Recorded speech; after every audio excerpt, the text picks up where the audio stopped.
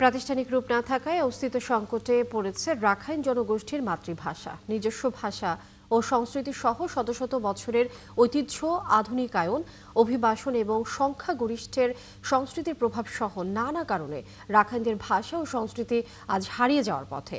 তাই ভাষা সংরক্ষণে পাঠ্যপুস্তকে অন্তর্ভুক্তির দাবি জানিয়েছেন এই জনগোষ্ঠীর মানুষ। ইমরান টিটুর প্রতিবেদনে বিস্তারিত।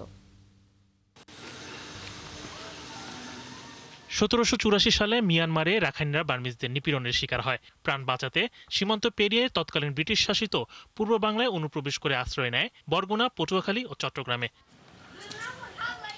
দেশ স্বাধীনের পর তারা নাগরিকত্ব পায় বাংলাদেশে।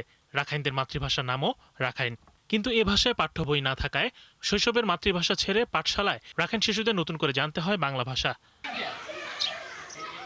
বরগুনার তালতলিতে প্রায় ১,০০০ রাখাইন পরিবারের বসবাস। এসব পরিবারের বেশিরভাগ শিশুরাই জানে না নিজের ভাষা। না, আমাদের যে শিক্ষার জন্য কোনো ব্যবস্থা নাই, তার জন্য আমরা অতদূর আগাতে পারি নাই। আমাদের জেনারেশনে যারা ছিল তারা মোটামুটি যতদূর পারে। বর্তমানে তো আমাদের কোনো ভাষা শিক্ষার কেন্দ্র নেই, এমনকি আমাদের ভাষার যে বই তাও কোথাও পাওয়া যাচ্ছে না। আমরা লিখতে পারি, বলতে পারি, কিন্তু আমাদের পরে যারা আসবে তারা তো আর লিখতে পারবে না, বলতে পারবে না। রাখাইন গোষ্ঠীর মানুষেরা বলছেন, প্রাতিষ্ঠানিক শিক্ষার অভাব, মাতৃভাষার চর্চার সুযোগ না থাকা, ভাষার সঠিক সংরক্ষণে সরকারি উদ্যোগের ঘাটতির কারণে নতুন প্রজন্মের মধ্যে ভাষা ব্যবহারের আগ্রহ কমে গেছে। আগে তো আমাদের সময় তো শিক্ষা কেন্দ্র ছিল, আমরা পড়াশোনা করছি, আমার মেয়েরা কিছুটা পড়াশোনা করছে। এখন বর্তমানের অবস্থা তেমন ভালো নাই, মানে একদম ভাষা শিক্ষা কেন্দ্র নাই আমাদের এলাকা। সরকার দেয় না, এতে কোনো পড়াশোনা হয় না। পোলাপান পড়তে চায়, তবুও টাকা পয়সা দিতে পারে না, সেই জন্য পড়ায় না।